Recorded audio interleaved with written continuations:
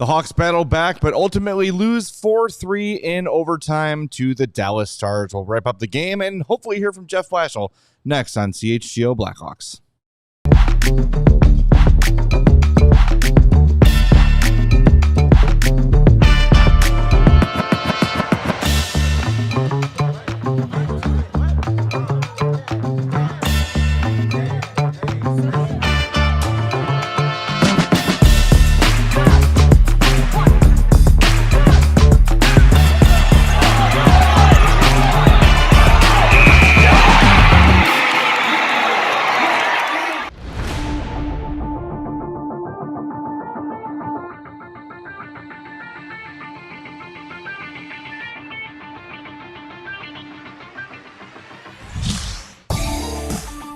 Welcome into the CHGO Blackhawks post-game podcast. Hawks lose 4-3 in overtime to the Dallas Stars.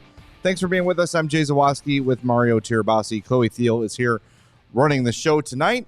As always, do us a favor, hit that like button for us on YouTube. Be sure to subscribe to our page as well. And if you're catching up on the podcast, thank you. We love you too. Make sure you're following or subscribed. Turn those notifications on so you know when the new episode has dropped. And leave us a 5-star review on Apple Podcasts or Spotify. Connor Bedard ties the game with 1:20 left on an unbelievable shot through traffic. Top corner as if he was picking his spot. Might have hit Tyler Myers, but regardless, a really great shot. They had a 2-0 lead. They tie it, and 20 seconds in overtime, a weird little whiff on the eventual game-winning goal by Miro Heiskanen just throws Arvid Söderblom off enough to make the difference in the game. Yeah, I mean, going into this game, kind of expected the Dallas Stars to have this kind of advantage throughout the game. They're a more talented team. They are a team that plays that kind of overbearing style. And you know, we talked about it, like the Hawks needed to get out to a fast start, first game of 2 back-to-backs, this one on the road, and they did exactly that. They got out to a 2-0 lead. Like that's what you wanted to see from this group. But typical Dallas Stars fashion, like you cannot count them out. They're able to just keep battling back and coming at you. And that second period was just domination from the Stars. And I know statistically, as Alec Martinez said on the broadcast, like statistically, yeah, maybe it's not high event by shots on goal and everything, but like you look at the puck possession numbers, you look at the shot attempt numbers, like Dallas just controlled everything pretty much the entire game. But you know, mainly that back 40 minutes. So I'm impressed actually that the Blackhawks are able to get a point out of this game. Arvid Söderblom, I know he gives up 4 goals, but they don't have a chance to tie this game late without the performance that he had. And all the ones that went in were just kind of weird, like weird bounces and bounces, deflections, all right at the front. The first goal was it like pinballs off everybody on the way to the net. The goal by Bastian. Mm-hmm. It hits like 3 people in front. Then you've got the second Stars goal where Nazar's in front and he trips on Louis Crevier's leg. Bounces off of him. And it goes off of him. And then power play goal from Maverick Bourque on, of course, a soft-ass call on Louis Crevier. He was trying to play the puck, and Maverick Bourque trips on his stick. Stars get a power play and score. So none of those you're putting on Söderblom. I'm not putting the overtime winner on Söderblom. I thought he played really, really well. And game could have, like you said, could have been a lot worse. Mm-hmm. Absolutely could have been a hell of a lot worse if not for him. Yeah, and credit to the Hawks for battling back. It was It was very late in the game, but you know, you got that power play. Your first of the game comes with like 4 minutes left to play, and they generated some good chances. They generated some momentum, and they carried it into the end of the game. And you know, you get the 6-on-5 goal, which it's been a kind of topic recently of how they have had like the fewest, if not any, 6-on-5 goals this season in the NHL, and they get one from Bedard. And look, I mean, that's what you're kind of. This is the point you're at where you need guys like him, and he's always been that guy since he's been here. But guys like him and guys like Frank Nazar, like the young guys, Rinzel getting a goal tonight. You need them to be the ones now to kind of take over the reins and step up. And, you can't look down the bench or look around the room and expect many other guys on the group to be the ones to do it. Like, they're now the ones that are going to be looked at to do it. So this is going to be a big maturing process for a lot of those guys, these final few games heading into next season.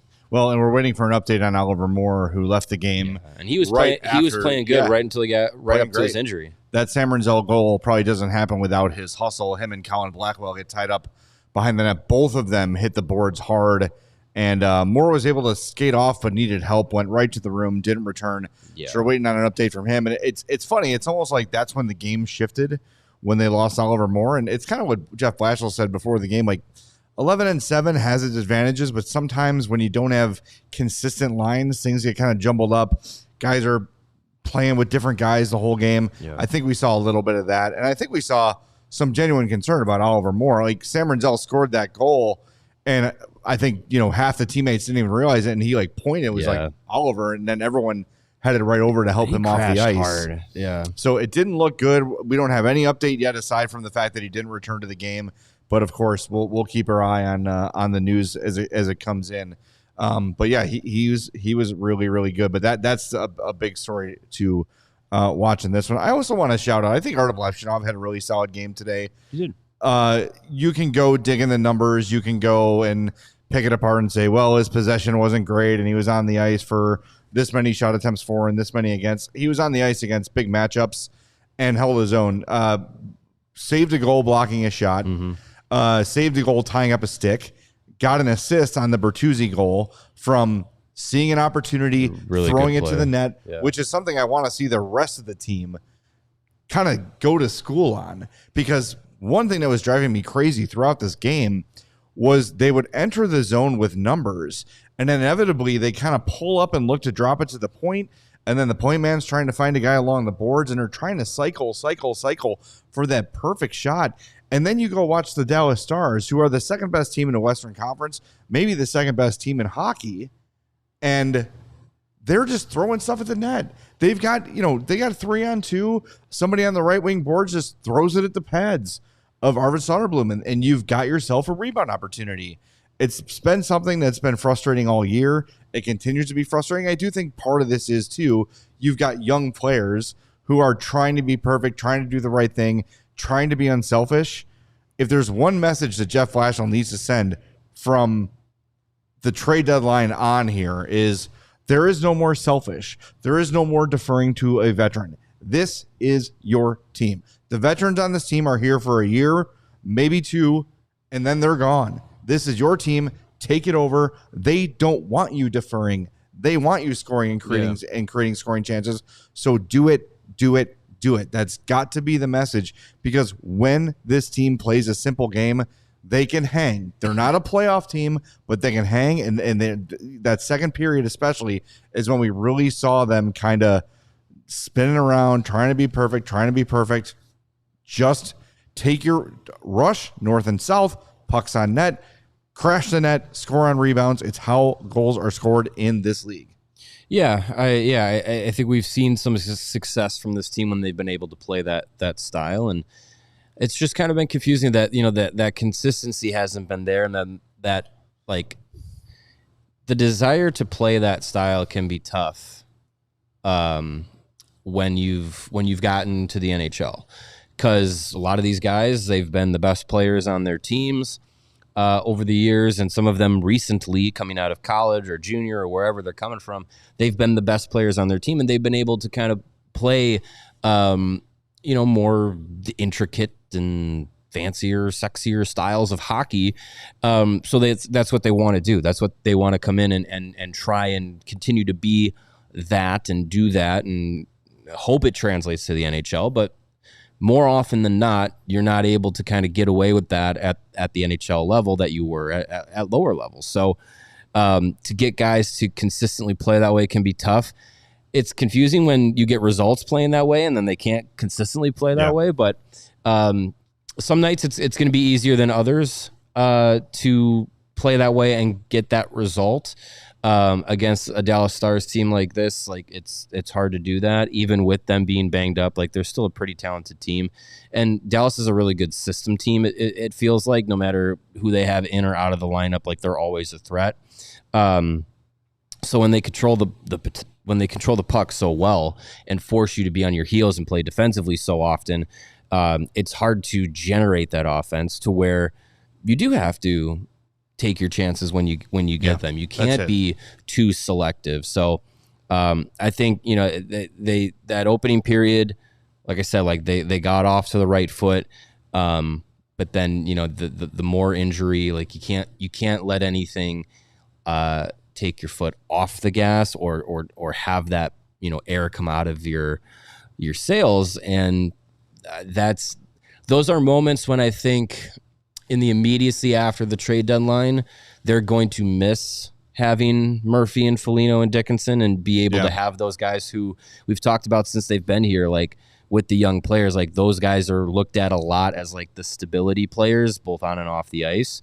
So you don't have them anymore. And that's part of growing this team, is finding those guys who are going to be able to react in those moments and become those stability players. We do have an injury update from Ben Pope, who is in Dallas, says, quote, not much of an update on Oliver Moore from Jeff Blashill other than that he won't play tomorrow versus Utah. So going to miss at least tomorrow's game. I mean, that's, not surprising. Didn't look great. But it's, it's disappointing. This time, you never want to see anyone get hurt, of course, but especially like this time of year when it's starting to turn to the youth and it's like really the takeover. Well, I've liked, you hate to lose guys like that. I've liked how Oliver Moore has played, and it's been exciting to see him, get the opportunity to play up in the lineup now at center, which is where they want him to play, which is where he's been really effective. And after the Dickinson trade, it was like, okay, Oliver Moore, now he gets the opportunity to be that third line center. So, him getting hurt, at least missing tomorrow's game, that's tough. You never want to see that for anybody, but especially a guy who's getting the opportunity as a rookie to really like step in and find a role moving forward. So that's tough. But I mean, it's next man up mentality. Nick Lardis is here. Yeah. He was on the fourth line. A lot of people don't like him being on the fourth line, and I don't, you don't want to see it come by injury, but here's an opportunity to kind of jumble the forward group a little bit and give an opportunity to Lardis maybe up the lineup that maybe he wasn't going to get previously. 10:08 tonight, took a penalty. No shot attempts for him. Was credited with a hit. He also was the recipient of the 4-on-1 Hawks chance they had, and the pass came to him and he just kind of fumbled it. So, I don't know. The puck could have been rolling. We didn't get a great look at it. But that was probably the moment I noticed most from Nick Lardis was, oh man, and just kind of fumbles the puck. So not blaming him, but it just was an unfortunate moment. Yeah, and I think, he's coming up from Rockford, and it's not the same team that was here when he left, or when he was last up here. So I can kind of understand the idea of putting him on the fourth line to not like throw him out there and say, hey, go play 17 minutes or whatever, in a role that, maybe he shouldn't in his first game back in the NHL without those stability players that I mentioned before, like without those guys around. Do you want to put him in with Mangiapane, he's also trying to figure out the team right now? Like 12 plus tonight. Not huge minutes for him either. Yeah. So I get not trying to like throw him into a situation that you don't want to like overwhelm him first game back. But like I said, like tomorrow's game could be, I'm sure it'll be a different lineup configuration. And maybe he is up on the third line. We'll see. All right. Before we hit the break zone, got to tell you about our Game Day Men's Health Game Puck nominees. Better father, better husband, better man. Go to Game Day Men's Health. Visit GameDayCHGO.com to find the locations closest to you. Our first nominee is Frank Nazar, who had a pair of assists. He was +1 shot on goal, 3 shot attempts. 2 takeaways, 3 block shots, 1 4, and lost 6 faceoffs. Aside from Tavo, who was 1-0, he was the best faceoff guy on a team that really, really struggled from the faceoff dot today. Only 31% for the Hawks from the dot today. So good to see Frank back-to-back getting scoring opportunities, multi-point games. We're starting to see the speed come back. We're starting to see what we saw for early, end of last season, early this season from Frank Nazar, starting to show up again. So maybe he's finally getting healthy in this one. Next nominee, obviously Arvid Söderblom was outstanding. Stopped 29 of 32 shots of the Dallas Stars. The fourth goal. 28 of 32 shots on goal from the Dallas Stars. But again, 3 of them are just kind of, one's a power play, 2 are completely fluky, and even that overtime one was kind of it was whiffed on, so I think it threw him off a little bit. So I thought he had a really nice game. We're going to give one to Connor Bedard too, who got the game tying goal with 1:20 to go. He was physical tonight. There was a play where he knocked Wyatt Johnston off the puck, sent it the other way. Lots of strong back checking from him. 1933, 2 shots on goal, 4 shot attempts, a hit, a takeaway, and was 1 and 8 from the dot for 11%. So maybe that shoulder's not 100%. It probably won't be again until next season. But there's Connor Bedard's numbers. So get your votes in. We will tell you the winner towards the end of the show. All right, do us a favor, hit the like button. We'll be back in 2 minutes on CHGO Blackhawks. What if you could have reliable and intelligent Wi-Fi, and what if you could keep it at the same price for 5 dang years? That is the Xfinity 5-year price guarantee. Imagine having Wi-Fi that makes everything in your home run together. It fixes its own problems before you even know they exist. It's super intelligent Wi-Fi with a 6th sense, and that lets you stream the game even when the whole family is online. All of your devices working together in perfect harmony for 5 whole years. And the best part, no annual contracts, no hidden fees, and Xfinity's best equipment included. Take it from us, a lot can change in 5 years. Championships are won, records are broken, dreams grow bigger, but your Wi-Fi should stay reliable and the price should stay put. So lock in your price and unlock the possibilities with Xfinity. Learn more at Xfinity.com. Xfinity, imagine that. This is available on select plans only, and restrictions do apply. In Chicago today, it is spring. Tomorrow, it might be winter. And the day after, it might be summer. And then the day after, it might be fall. You could have 4 seasons in 4 different days. Exactly. So make sure with our friends at 4 Seasons, you're ready for every single one of them. So your home is either heated, cooled, its electricity is working, its pipes are plumbed, and its sewers and generators are all taken care of. 4 Seasons can do it all, and they've been your trusted local experts for heating, air conditioning, plumbing, sewer, and electric in the Chicagoland area for over 50 years. And you want to look at a new AC furnace combo so you can get yourself covered for the hot and the cold. Those new ones can start from $57 a month at 4 Seasons. Visit 4seasonsheatingcooling.com for all of their special offers and money-saving coupons. That's 4seasonsheatingcooling.com for all the right reasons. All right, we are back on CHGO Blackhawks. We'll hear from Jeff Blashill and Sam Rinzel here in a little bit. But before we get back to the game, I want to make sure we point out TNT, who was showing Bruins and Penguins as everyone wanted, had a really nice tribute during the second intermission of that game from Darren Pang, Tony Granato. We're just sort of given the floor to talk about Troy Murray, and it was really well done. Panger could not get through it and kind of threw it to Tony Granato to say, please bail me out here and talk a little bit about Troy Murray. If you missed our pregame show, we did the first half of it was the two of us talking about Troy Murray. Obviously, friend to both of us. But if you want to hear that, make sure you go back and listen to our pregame show and check out the TNT thing. We did retweet it, I believe, from the CHGO Blackhawks account. If not, it's definitely on the TNT NHL account. CHSN also put out a tribute video that I think was narrated by Darren Pang. on social media. I know Rick Ball also talked about it on the broadcast as well. So, I mean, there have been tons of kind words and stories and tributes to Troy over the last 48 hours. So, and they've been all just awesome. Yeah, it's a guy who is just universally beloved throughout hockey, and you can see the reaction, not just of the Blackhawks, but of people around the league are all chiming in and sending their well wishes to the Hawks, as they should. And if you notice, they had a number 19 sticker, as they do, the black circle with the white outline number on the helmet right next to the Glenn Hall sticker.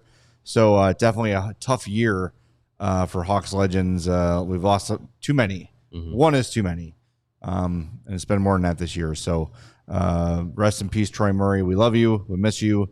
All right, let's hear from Jeff Blashill, who spoke after the Hawks 4-3 loss to the Dallas Stars. Generate many shots on goal for a lot of that game until the end of it. What did you think?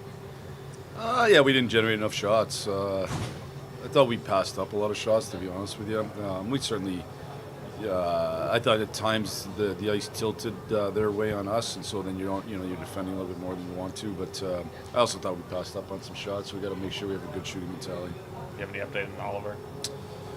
He will not play tomorrow. I'll know more, I think, tomorrow, but he won't play tomorrow. Do you feel like that took some of the wind out of the sails when he got hurt at the same time as the 2-0 goal? I don't know. I actually thought early in the game, I didn't think we were as dialed in defensively as we needed to be. I thought we actually got better at it as the game went along in terms of just the kind of the intensity and effort in which you got to defend. So yeah, we go up 2-0, you lose them. I mean, it probably hurts the bench a little bit because now you're also scarce on centers at that point. So you're into 11 and you're light on centers a little bit. So we had to juggle things a little bit. Again, there was moments in the game we did some good stuff, and moments we're going to have to learn and grow. And a big part of this group to grow is understanding that you have to defend in order to win in this league. The 6-on-5 situations have been tough this year. Was there something you guys did differently this time, or just a good play by Connor? Good play by Connor. 6-on-5 is that's how it's going to go sometimes. What I thought we did a good job of is be in their zone. We haven't spent enough time in the zone 6-on-5, so it's not, to me, it's not really a setup thing. It's not any of that stuff. It's spending more time in the zone so you get those opportunities to find one goes in. So good for us to kind of grind back. You lose the lead in the third. I'll give our guys credit. We do a good job of kind of sticking with it, and I thought we stuck with it, and we found a way to get a point and had a chance to get 2. And so good for us on that. In overtime, it's also kind of been tough. Do you want Rinzel to try to tie up Haskins' stick there, or does he have to hang back for the back? Well, you got a 3-on-2. It's not, I would just say you're going to give that up and you went in. Sometimes you give that up, so I wouldn't overanalyze that 3-on-3. All right, that's Jeff Blashill. Thanks to the Blackhawks for use of that video. We'll hear from Sam Rinzel in a little bit as well. And, one thing I'll say about Blashill is I can't think of a single game, and not that he should have today, to be clear, where he has, been enraged after a game.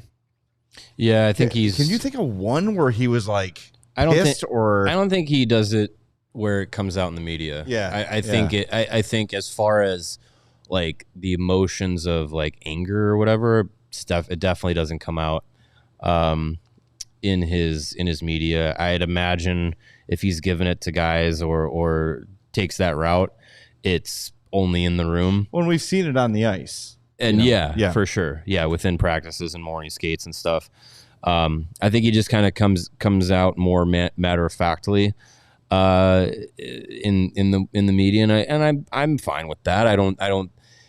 I think you can do a lot of damage sometimes going out publicly and chastising players and stuff. So message gets lost.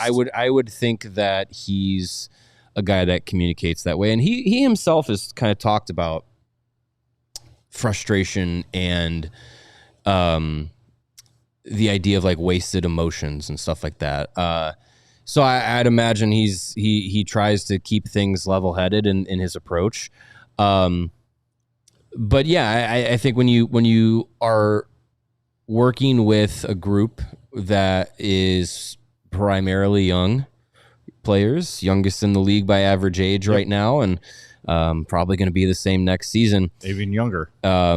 Yeah, I mean, you gotta find a way that your communication style can connect with those guys, and you know, some players have a more old school approach. They would more likely have a coach be in their face, and some guys like more just, hey, just be direct with. You don't got to scream and shout at me, but if you're just direct and, you know, give me exactly what I need to hear, I'll respond to it. Who was I listening to? I don't know. Somebody was talking about Rick Bowness. I think it was Zach Werenski. Mm-hmm. Maybe it was Zach Werenski. Just saying, and I consider him a younger player. He is awesome and well into his career, but he's like of the younger generation of players. I would think of him as more of a modern, you know what I mean? Modern young and player. That's what he said was just, we like Rick Bowness because we know where we stand and we know what's expected. Yeah. And if you, to juxtapose that, there was a video making the rounds this week of Craig Berube just ripping into the Maple Leafs, just screaming from the bench. No one's facing him. No one's listening to him. They've all completely tuned him out. And the Leafs thing is a whole other story. It's a whole other circumstance. It's a whole other existence. Man, imagine a Leafs coach ripping into their team and not getting a response. Gee, I wonder if should they change the coach? Yes, it's got to be. It's always. It's always got to be the coach's problem, right? Well, I mean, that the same group of players can't do the same things that they've never been able to do. Interesting. No matter who the coach is. But it's just, I think that Blashill handles it well. Even watching him in practice, if there's a mistake, it is stopped, it is addressed, and then practice moves on. Yeah. There's never a get in a guy's face, berate a guy. And I have heard him say a name out loud.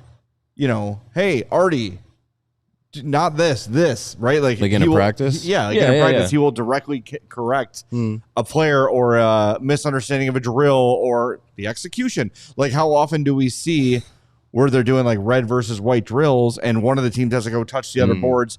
It's not to bag skate them, but it is just a consequence. It is a harmless consequence. They all kind of laugh about like, oh, come on, we didn't. And then they go and they touch the board and they're back. Right. So it's accountability, it's expectation, it's communication. And he's doing, and I think Blashill's done a good job with all those things. I think a lot of coaches would be tempted at this point to completely lose their minds after so many late, blown leads and all the things that have happened to the Hawks for the league this year. lead and blown leads this year. And as Rick Ball pointed out, the Hawks had led in 6 straight games coming into this one, and we know what the record is. You've held a lead in your last 6 games, and you have 1 win to show for it. Yeah, that tests the patience. But I mean, look, I hate to keep making the point that it's a young team, but it is. And there are veterans. There's Mikheyev and Donato and Bertuzzi and Tavo and Grzelcyk and all that stuff. Those guys are doing the job. They're doing what they can. Right. Burakovsky, throw him in there too. As much as people, that's a 4-letter word to some people, but like those guys are there, but they're not like superstars. And the young players are the ones that the steps forward in the maturing process is really gonna bank on. So you're going to have those moments where you're blowing leads or those moments where, you're getting hemmed in and it's kind of down to these guys now to kind of figure out how to get yourself out of those positions. When you are hemmed in as they were tonight a lot, you're getting outshot substantially. You got to find ways to kind of turn the ice tilt back in your direction.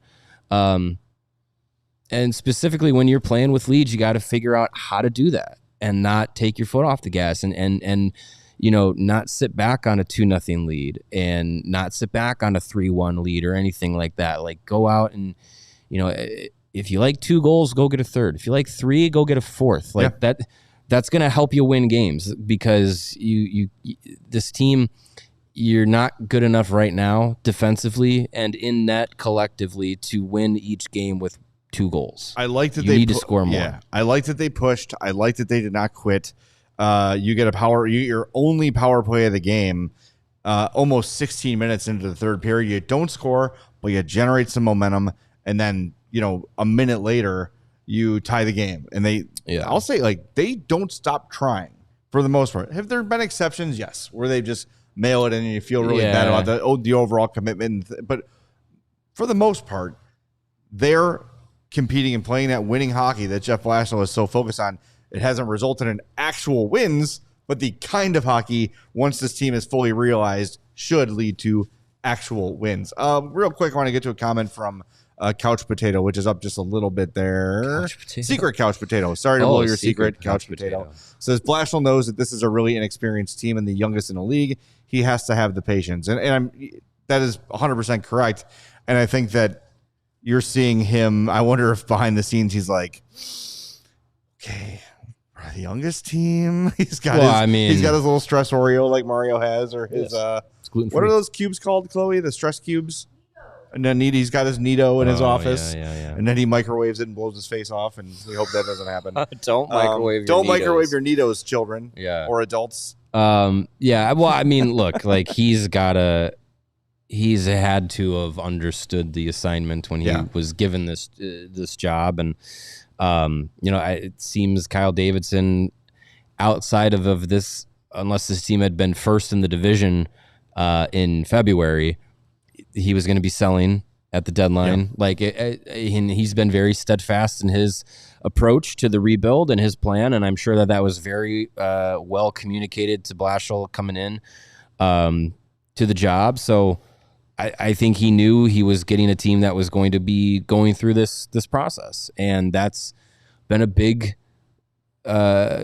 key focus for Blashill, has been the process of how you get these guys to that next step, how you get them to be, playing the style of hockey that he preaches, the style of hockey that he believes is winning hockey. And, we've seen some guys really buy into it and get good results. Look at Bedard's season, Tyler Bertuzzi's season this year. Those are two guys that I think really have benefited from buying into Blashill, and it, there's others too, to smaller degrees, but I think those two jump off the page since Blashill's been here, and hopefully it's and those are the two guys that are the leadership group right now post trade deadline.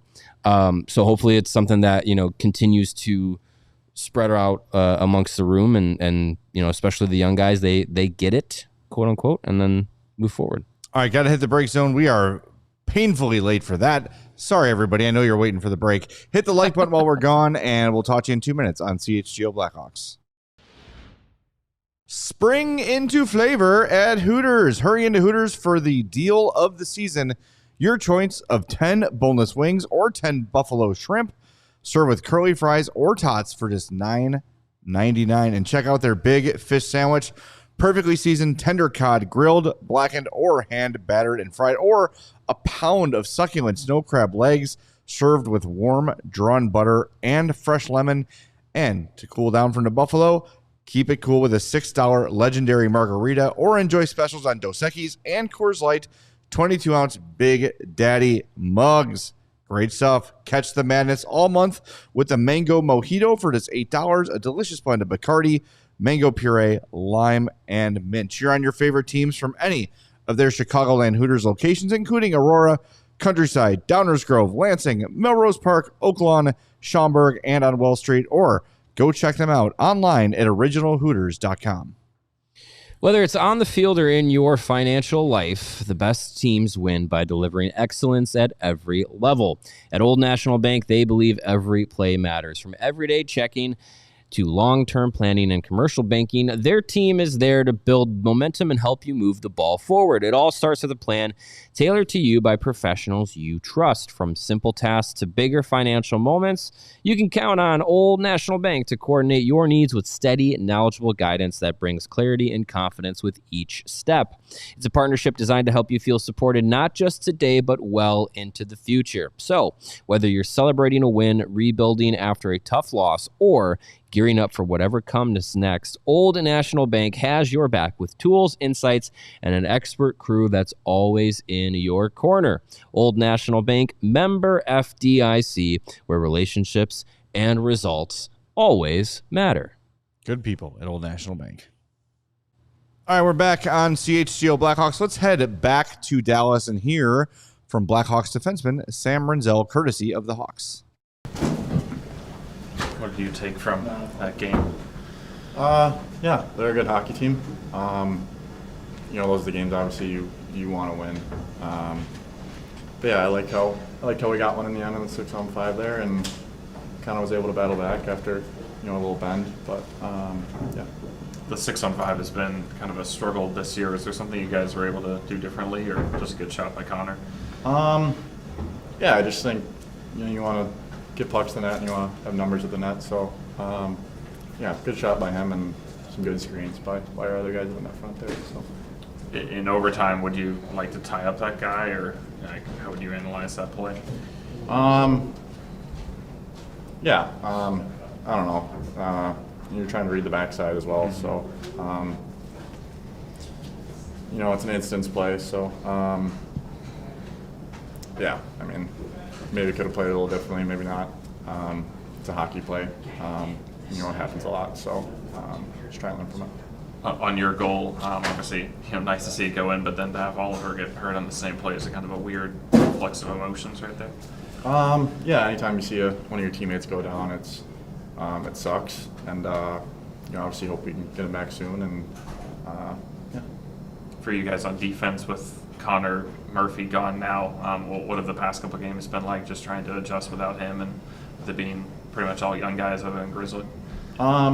Yeah, obviously we're stepping into other roles and whatnot. So, I just think we want to mature as players and as a group and get to the level where we want to go. And that's, obviously win a Stanley Cup. It's on your team's goal, and we want to win hockey games. So. All right, there is Sam Rinzel, and that leads us nicely to our Checking It Out segment, sponsored by Old National Bank. Every play matters, whether it's on the field or in your financial life. The best teams win by delivering excellence at every level. Old National Bank, where relationships and results matter. Member FDIC. Mario found some interesting stats. Yeah, I think it's been couple of games now for Sam Rinzel back with the Blackhawks. I know it was back in February before the Olympic break, but he did go down to Rockford back in December. But I thought it was interesting that those last couple of games that he played in Chicago before going back to Rockford against the Golden Knights, he had 9 minutes and 30 seconds of ice time. Against the Kings in back-to-back games, 13 minutes and 13 seconds, 12 minutes and 40 seconds. And then against Anaheim, his final game before coming back in January was 14 minutes and 52 seconds. Since he's been back, which his first game back was January 30th, 26 minutes, 16 seconds, 20 minutes, 38 seconds, 25 minutes, 42 seconds, 20 minutes, 53, 22, 19, 18, 24 against Vancouver, and then tonight, 22 minutes and 20 seconds. So since he has been back, Jeff Blashill has been leaning on him heavily in the defensive rotation. And, he's not perfect. He's had some ups and downs in games. Tonight, the game-winning goal, tough play for him. But I think, he had a really good game totality in the 60 minutes and 22 seconds or whatever it was. I think he had a really solid game. He had the goal. He had a couple of good plays, where he's breaking up passes and he's stopping plays in transition. It's been fun to see his development. This is a guy that's, ended last season at this time last year, was ending the season really strong, playing 25 minutes a night. And we thought he'd never see Rockford. Yeah, making a big impression, and then started the year, and it just kind of felt like as the season went on, it was more and more evident, all right, as good as some guys might be right out of the gate, they're not immune to needing that extra development time. And he's taken it in stride, and he's gone up, gone down, come back, and I think he's come back really strong. And this is now an opportunity with Connor Murphy gone. He's getting leaned on heavily. So I think tonight was a good night for Sam Rinzel all in all. And it's just, again, one of those guys that you're looking at in the defensive group of taking those next steps and maturing. Still just 22 years old, maybe. How old is he? 21. He'll turn 22 this summer. What I want to see from him is obviously physical growth. And we've talked about that with Kevin Korchinski a lot, where we say, well, they've been asking him to do that, and he doesn't look any different. Yeah. We saw Sam Rinzel go from draft year to 170. Yeah, to this next year, it was like a different guy. So he's finished, got the ability. He's doing his best. At the end of last season, I think he said he had put on 15 pounds basically from the start of the year to closing the year in Chicago. So he'll just become... That's a lot. Yeah, he'll become more effective as he just gets bigger. He needs more, to fill out his frame. But yeah, I mean, as these guys mature, these tall guys, you want to see them kind of not just be string beans. You want them to be, a little bit firmer, as Andrew Sorensen would put it, and be able to, play that defensive style that seems to be the most effective for NHL defensemen that are kind of measuring in at that height, is to be able to kind of be a bit more of a guy that could play physically, go into corners, push guys away from the net in your own zone. But he's also a guy that, needs the agility and the foot speed. So it'll be a balance for him. Same as it is for Korchinski. Like, those guys adding that weight, you wonder how it affects like the speed and how they play in transition and stuff like that. But again, like, these are guys that are 20 and 21 and 22 years old. They'll figure it out. Yeah. The other thing I want to see too is just a little more calm when pressured, right? And that, I think you could probably apply that to every young defenseman, not named Matthew Schaefer or Cale Makar or Quinn Hughes, right? Mm-hmm. Where when the pressure comes at them, I've seen a couple times where Sam Rinzel will just kind of bail and just try to get the puck out. I think Levshunov does that from time to time too. Levshunov's been a lot better since his timeout, or whatever you want to call it. Like, he's been way better and way more calm and more decisive with the puck.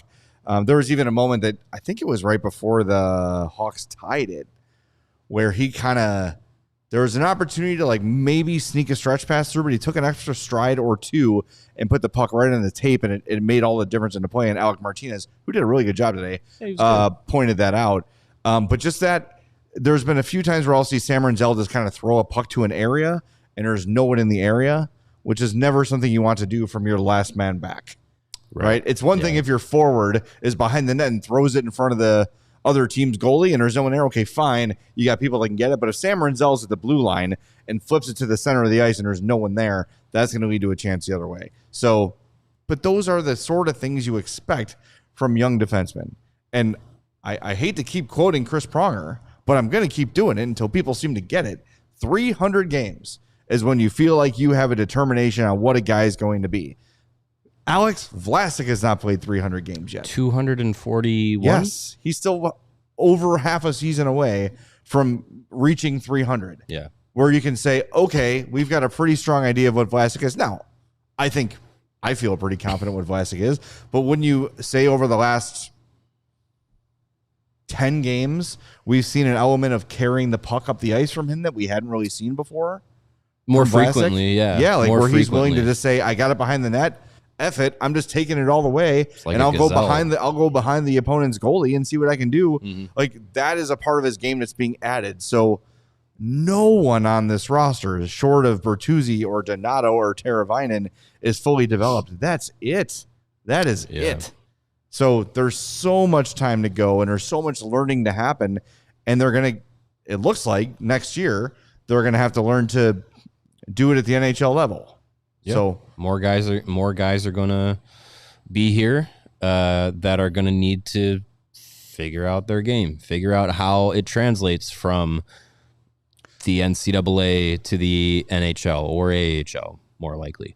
Figure out how it translates from the SHL to the NHL, how it translates from the KHL to the NHL. Like, there's going to be those times for those guys to kind of have that period of, figuring out the speed, the pace, the decision making, what works, what doesn't, what can my role be for this group, and it's been interesting kind of listening to people talk around the league following the Olympics and going forward into thinking about this year's playoff picture and teams that can be competitive and stuff. A lot of people are talking about the notion of like teams that players accept their roles. And when it comes to Team USA, like they were a group that accepted their roles. Yep. They didn't need to be, I'm Vincent Trocheck, I'm top line of the Rangers. I need to be top line with Team. Like guys were able to fit into where they needed to be successful. And I think with this Blackhawks group, that'll be a key component of this too, because think about, where a lot of these guys that we're talking about as prospects and coming into the system are coming from. They're top producers for their teams, top line centers, top number one defensemen, stuff like that. Not all of them are going to be that in the NHL. So I think it's going to be an adjustment to where their skills and their roles are gonna find themselves. Sasha Boisvert right now is the top line center at Boston. He was the top 6 center at North Dakota last year. Like he's been a top guy for these last few years of his career.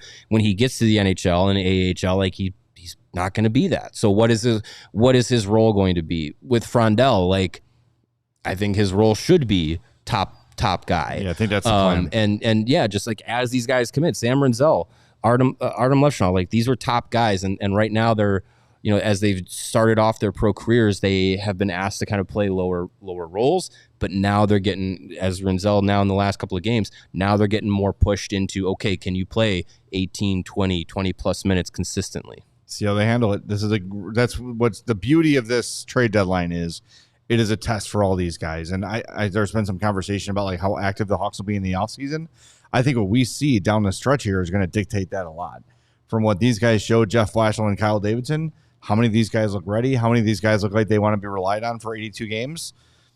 We'll find out. That's what this opportunity is, and can you run with it, or are you going to falter down the stretch? So far, I think that these guys have, for the most part, answered the bell, and there have been moments of, oh my God, disaster. It hasn't, but more often than not, sparkling. it's good. It's good, and like we saw already today, like I said, blocking 2 shots to save goals, tying up 6 in front of the net. As the confidence grows, the positioning confidence grows, then the physical confidence comes last. It's all coming together. You got to be patient. All right, we got to hit the break zone one more time. We're going to go to the frat house today. When we come back, we also got to assign our Game Puck winners. So if you've not voted yet, get your vote in. Bedard, Nazar, Söderblom, those are the options. Vote, vote, vote. If you're in line to vote, stay in line. We'll reveal the winner at the end of the show on CHGO Blackhawks. Can you believe it's already March? That does not mean it's time to move away from your goals or your protein goals, and Huel is the perfect solution for high protein routine support, busy days, habit building, convenience, and control this year. Last week, I had a day here, believe it or not, I forgot to have dinner. So I grabbed a Huel on the way home. Good to go. 35 grams of protein, 27 essential vitamins and minerals, no artificial sweeteners, colors, or flavors. It's gluten-free, and it's under $5 per meal. It's a complete meal you can grab and go, and you are full, and it's delicious. And check out their Black Edition powder. Same idea, same protein, same benefits, but you can mix it up with fruit, mix it up with ice. Whatever you're into, the Black Edition powder is how you do it. Get yourself some Huel with our limited time offer. Go to Huel.com/Blackhawks15 and use our code Blackhawks15. This is for new customers only. That's Huel.com/Blackhawks15. New vehicles are in store at Ray Chrysler Dodge Jeep and Ram, and this is your chance to score a great deal at the Declaration of Deals sales event. Head to Ray Chrysler Dodge Jeep and Ram on Route 12 today to choose from their huge inventories of new Chryslers, Dodges, Jeeps, and Rams' vehicles. And right now, you can get 0% financing for 60 months on new vehicles. Plus, you can shop over 125 vehicles priced under $20,000. With the friendly team of brand experts, the team at Ray Chrysler Dodge Jeep and Ram is there to help you during each step of your car shopping journey. And since they prioritize affordability, you know you won't overpay for the vehicle you need. And Ray's price promise means you can shop confidently with no add-ons and no hidden fees. Check out our partner today to shop one of the Chicago area's largest inventories and find the right vehicle for you, then drive home happy. Don't miss out on their Declaration of Deals sales event for huge savings on new models. For more information, visit Ray Chrysler Dodge Jeep and Ram today on Route 12 in Fox Lake or online at raycdjr.com. All right, we are back on CHGO Blackhawks, and before we go to the frat house, we got a question from Sam, who says, I snagged 2 spots at a takeover, thinking about bringing my younger brother. Are takeovers high schooler friendly, or would he bring the vibe down a bit? Is your brother a dweeb? Yeah, man, is he cool, or is he a dork? No, of course. Yeah, takeovers are for everybody.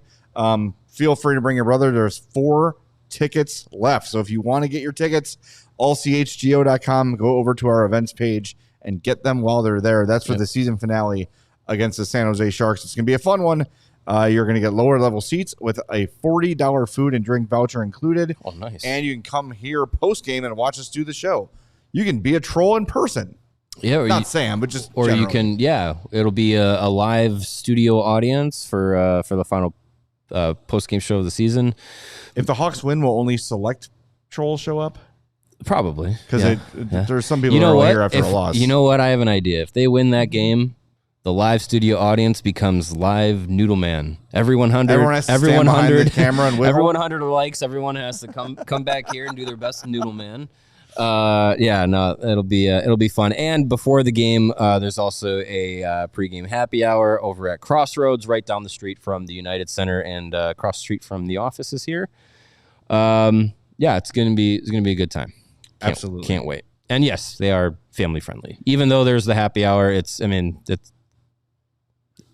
family friendly. Yeah, there's more to do at a bar than just drink. I've been told. That's what I've been told. Chloe disagrees. All right, let's go to the frat house. Chloe has a problem.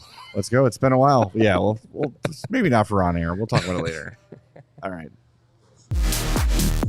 Look, I got my red cup for the frat house. All right. Our featured frat boy today, it's a legacy. It's Tyler Bertuzzi, who's crashing his brother's frat party.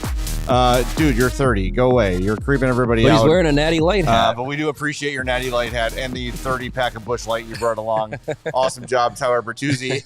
He had a goal, +3, 6 shot attempts. It's really just an opportunity for us to talk about Tyler Bertuzzi because, once again, had a really, really good game. He was so close to executing the between the legs goal. Oh, man. Right there. And I liked Alec Martinez said, I didn't know he had that club in his bag.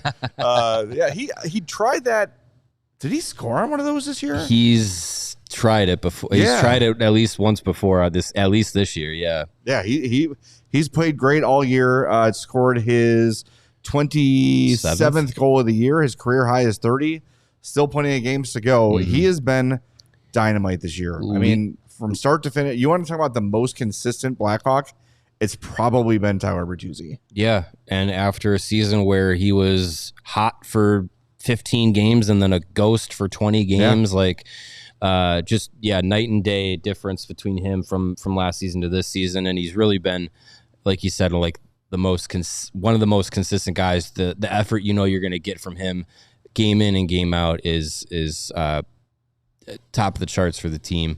27th goal this season, league leading 24th high danger area goal of the year. Like he knows where to go to score for the player that he is. At times this year he's been the Burt board on the power play, and that was working for a while. Like he's been great for the Hawks, and again, like Jeff Blashill points to him as a guy that I think that consistency in the effort level, consistency in the compete level, night in and night out is something that has caused Jeff Blashill to point to him as like, that's the kind of hockey that you guys need to play. That's the kind of buy-in and the effort level that you need to have within, the style that he's preaching to play. And Bertuzzi's been able to do it. I mean, now being as far into the season as we are, it's not surprising that Tyler Bertuzzi was a go-to player for Jeff Blashill in Grand Rapids when they won the Calder Cup, and in Detroit in the years that they were there together, and he had his career best year under Jeff Blashill. Both. It's so funny. They both downplay it, like, I don't think there's anything about the two of us. It's just, I don't know. And then, but all the evidence points to those two guys being like hockey soulmates. It works, yeah. But look, I do think it's infectious, and you see a guy who. Not only is he always in front of the net, not always is he trying to win a board battle, but he'll lay out to poke a puck out of the zone or keep a puck in the zone. Like he is a whirling dervish, man. He throws himself great word all over the ice. He is unafraid. He goes 100% all the time. And I do think his first year here, you didn't see that as much, right? But yeah, you're seeing it now. You're seeing the investment from Tyler Bertuzzi, and I think that can kind of tell you too that he's excited about being here next year, right? Like there are probably some guys that if things had been really, really disastrous this year could be looking at this and saying like, man, I don't want to be here for 2 more years. God, maybe. this sucks. Please trade me when you can. This is miserable. I think Bertuzzi is enjoying this kind of newfound role for himself. And I don't know. I really like the way he's played. I'm shocked by it. I didn't hate the signing at the time, but I thought total, time filler. We were not big fans of that. Greg hated the signing right away. I thought it made a lot of sense, even though, Mm-hmm. inconsistent. It was like the Corey Perry signing. We were like, gosh, does this make sense? But does it not vibe well right away? Yeah, but, up until the other circumstances, Corey Perry was working out here. But yeah, Bertuzzi has figured it out this year. And I think that's been a big help. And you look at, you see how many guys, give him praise in the room for being, a really good teammate on and off the ice. And it's crazy because we barely ever interact with Tyler Bertuzzi in the media. And, it's sometimes when players are like, man, we love that guy as a teammate, so on and so forth. I feel like from our perspective, sometimes it's really easy to see that because you're like, oh yeah, like Tyler Bertuzzi and Nick Foligno are both revered teammates within that room, and we've heard 1,000 times more from Nick Foligno than we have from Tyler Bertuzzi. I don't know if that'll change moving forward now that Nick's gone and Tyler's part of the leadership group. But I mean, he might have to talk more. He might have to. He might, but I'm sure he'll as it continuously is said, he is who he is and stays true to himself. Even if he has to talk more, I doubt many more of those media availabilities will last longer than 100 seconds. That's fine. But that's kind of the guy he is. But as far as like the coaching staff and teammates, man, they really do like having him around. So no surprise that he's part of that the new leadership group, at least to close out this season. He's a guy to point to on the ice of like, yep, that's what's going to get it done. If the collective group had this night in and night out from levels of compete from Bertuzzi across the board like that, even just the effort level and the compete level makes a difference. 100%. All right, we're going to wrap things up, but first we got to tell you about our game day men's health game puck winner. With 48% of the vote, it goes to Connor Bedard, who had the game tying goal with 1:20 to go in this game, was throwing the body a little bit, 2 shots on goal, 4 shot attempts, obviously had the goal, a takeaway. Just a solid all-around game from him. He had more than one hit, by the way. Come on. Bedard? Yeah. He had more than one hit. He had at least one, I saw. He had more than one. So he is the winner of the game day men's health game puck. Every play matters, whether it's on the field or in your financial life. The best teams win by delivering excellence at every level. Old National Bank, where relationships and results matter. Member FDIC. All right, we'll be back tomorrow after Hawks and Mammoth. Some things to keep an eye on. We already know Oliver Moore is not going to play after leaving today's game. Spencer Knight did not travel with the team on this trip. 1-game trip. Fine. Still sick, though. Interesting. And Kamesa was brought up. Maybe he'll play tomorrow. If not, does Drew Kamesa get the start? You can't play I don't think you can either. 3 games in 4 days. So I think tomorrow you're getting either Drew Kamesa or Spencer Knight at the United Center. Yeah. And is there going to be another call-up? Because if Moore is out and has to miss some time, I don't know. No. You got Lafferty there at least. Lafferty's there. That gives you 12, or you play 11 and 7. If you're just so hell-bent on not playing Sam Lafferty. But they do 11 and 7. If you don't have to. Yeah, because you have Ethan Del Mastro still sitting here. Yeah, that's what I would do. If they go 11 and 7, yeah, it would be interesting to see how they configure the forwards. yeah, I don't envision them calling anybody up. We will find out. 7:30 puck drop. That usually means 10:15-ish post-game show usually, 10:15, 10:30. So we'll talk to you then. A good way to find out when we're on, turn those reminders on YouTube, and you'll be alerted when we go live. We'll talk to you after Hawks and Mammoth on the CHGO Blackhawks podcast. We all silly like the mayor.